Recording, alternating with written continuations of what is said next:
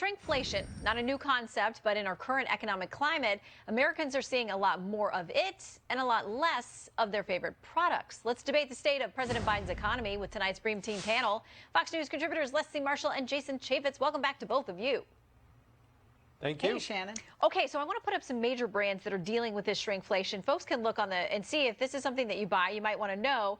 You're paying probably the same or more for these same products, but look at the fewer ounces in bags of gummy bears, of Folgers coffee, all kinds of things. You can see that you're going to pay the same price, but if you're not paying attention to the packaging, you may not realize that you're getting less.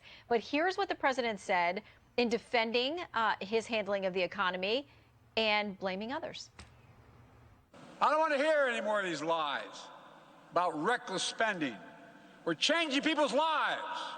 The problem is, Republicans in Congress are doing everything they can to stop my plans to bring down costs on ordinary families. Jason, that's your party. That's not true.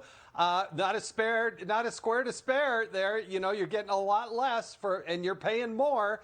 The only one that causes inflation is the government. The government is the one that prints the money. It's the Federal Reserve that sets these policies. And it was Joe Biden that put in the Fed chairman and these massive spending bills. And what the Democrats had advocated is for more spending.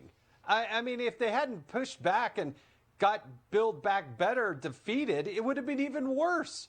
So the Democrats, they don't have a plan. What they did do is spend more money, and that is exacerbating the problem and taking the energy sector, shutting it down, and again, rising costs. Well, and there are those on the left who would say and have publicly said that spending that money has created part of the inflation problem, and even people within the president's own party raising these questions.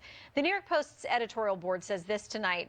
His policy has changed people's lives for the worse by sticking Americans with crushing inflation, a tanking stock market, and a looming recession.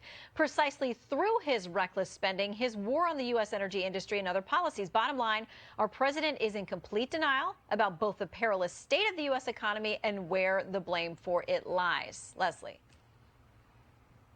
Well, then I guess President Biden is president of the world because the global economy is in an inflationary situation. And in addition to that, although the legislation and that big ticket item that they refer to from my party, economists on both sides of the aisle agree it is 2% or less of inflation, which means 98% or more are from other areas. Joe Biden is not responsible for the invasion of Ukraine by Vladimir Putin. He's not responsible for COVID and the pandemic. Inflation didn't just happen when Joe Biden took office. And last time I checked, the Federal Reserve chair was the same guy in the last administration. Okay, hold on, though. So if we've got inflation up over 8.6% in the last year, that has happened on President Biden's watch. That is correct, but so has Ukraine, and so have other situations and issues. When you talk about having, hey, look, before COVID, before Joe Biden, there were less potato chips in the bag when I opened them, Shannon, I can tell. Remember when they filled up the top and then they were halfway down? That's all about greed. That's not about a Democrat or a Republican. That's about corporate greed because, you know, these companies make record profits and they're trying to give the consumer less product, or sometimes they jack up the prices, but notice they're not taking home less money, they're taking home more. That's a problem that transcends either Democrat or Republican, and regardless who is president, and regardless if we're in an inflationary period. What about that, Jason? Because the president says, too, that oil and gas companies are greedy. Are grocers greedy, too? I mean, he's pointing the finger at those who are trying to capitalize, he says, off of a bad economic situation. The Democrats are totally putting their head in the sand on this, trying to blame everybody else. So you're telling us that Vladimir Putin causes inflation around the world and that Joe Biden is left hapless and has no sense and no ability to address this. The fact of the matter is, on day one, Joe Biden advocated and got rid of the ability of us to produce our own energy. Why do we think we have doubling of the gas prices? This was not some accident that just happened because Vladimir Putin went into Ukraine. That is a bunch of hogwash. And these companies are for-profit companies. In order to employ people, they have to make money.